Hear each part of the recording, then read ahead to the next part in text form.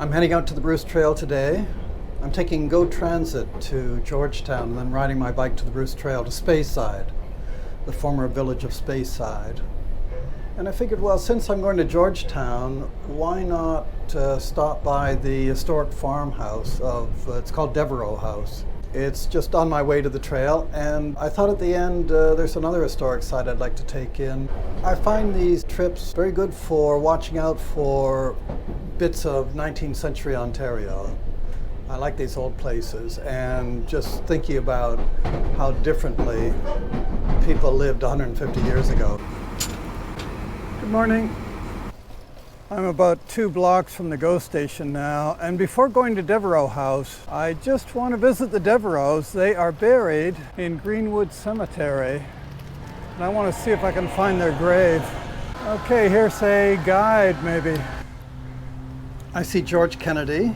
He is the George in Georgetown. He founded the first mill here in 1823. John Barber, the papermaker. He was the first person in Canada to create his own electricity supply to power his factory. I don't see any Devereaux, but I have looked this up and I think I know where to find the grave. Just over here. Elizabeth Cross, beloved wife of E.W. Devereaux. Bit of a problem here. The plaque to Elijah has fallen off the monument. Looks like it needs a bit of a repair. Gone but still remembered. There's a wheat sheaf, symbol that he was a farmer. And this is nice, handshaking, no pandemic back then.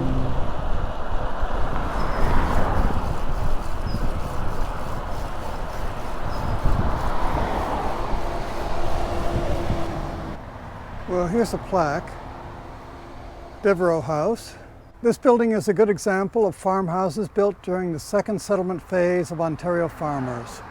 The 1860s west structure is fronted by a high Victorian front wing, circa 1880. Oh, this I didn't know. This house was built in 2 stages, 1860s and 1880s. Here's the 1860s building. This is the first house, and this obviously was the front door. In the 1880s, they built this much grander addition. You can see a lot of windows, a sign of affluence, and they've gone to some trouble and imagination with the brickwork, adding a kind of elegance. I like the 2 tones. It's a farmhouse, but it's an elegant house. This front entrance, very overgrown. Obviously, they don't use it. Only one family lived in this house, the Devereaux family, for more than 100 years. And in 1999, the town of Halton Hills bought the place and they wanted to tear it down. People in the area knew the value of this place and they saved it. Now the farmland is being used as sports fields. And the irony is that the soccer club has its offices in the 2nd floor.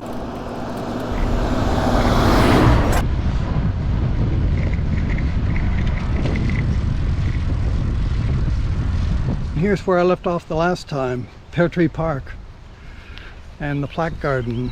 I parked my bike and I'm just heading down the road to Speyside, which right around the time that Elijah Devereaux was building his house was a thriving little industrial village. I'm coming up to the main intersection of the former village of Speyside. You can see we're on the Bruce Trail here.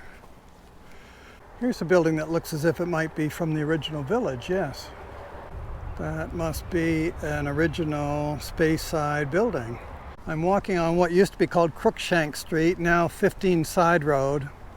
We're coming up to Regional Road 25. That used to be called Ontario Street, and these were the 4 corners of Speyside Village. There were 7 other streets, which have now all disappeared. Speyside had 3 hotels, one of them right across the street, the Stewart Hotel, very popular. There were 2 general stores, a village hall, a post office, 2 sawmills, a blacksmith shop, a shingle mill, a lime kiln, a tannery, and a stone quarry. I got most of this information from Don Livingston at the Historical Society, called the Equusing Historical Society. The only obvious building left is the former general store and gas station. Now it's falling to ruin. There are no friends of the Speyside General Store ready to save it. In fact, somebody has tacked a demolition notice to the front door. Just south of the village behind me, the villagers built a school in 1874. And one of the first teachers was Elizabeth Smith, the younger sister of E.D. Smith. Elizabeth Smith came here at the age of 19. Women didn't have a lot of career choices then, and I'm not sure she really wanted to be a teacher, but she came here. She was here a year, and the kids liked her. She went on to study medicine at Queen's University, and she was one of the first 3 women in Canada to become a doctor. And here we are back into the trail, back into the woods, back into the bush.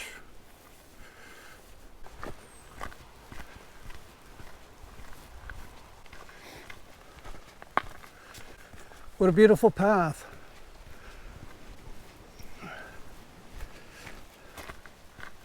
Very easy to walk.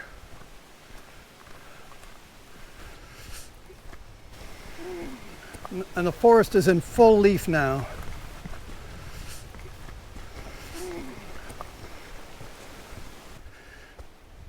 Okay, it gets a little more rugged, but that's all right. Nothing wrong with a little challenge.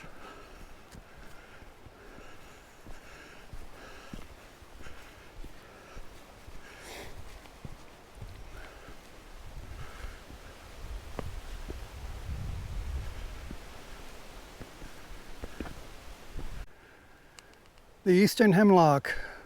Hemlocks love shade. This double-trunked tree likely grew slowly for decades under the shade of its neighbors until an opening in the canopy formed overhead.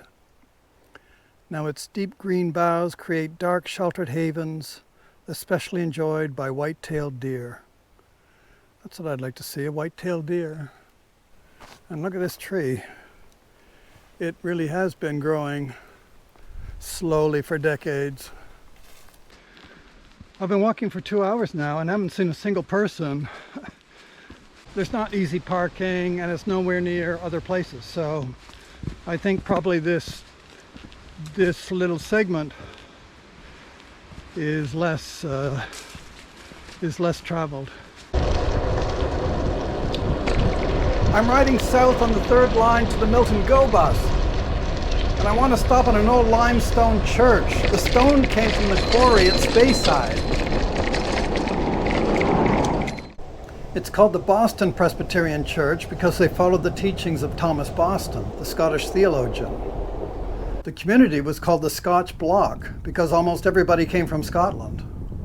This is a super pretty church. You can see people took great pride in building this, and it became the center of this community. The heritage value comes partly from the architectural style. The windows are tall and narrow with pointed arches. The distinctive tower is called a bellcote because it frames the church bell. On the front exterior, the large blocks of limestone are separated by 3 small stacked blocks, creating a unique design.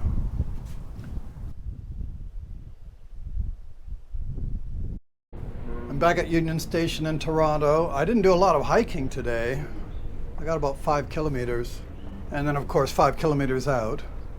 Not a lot, but I wanted to see some of these historic sites. I think if I'm using Georgetown as a base, I want to see some of Georgetown, and then coming home from Milton allowed me to see that church as well. So it was a good day.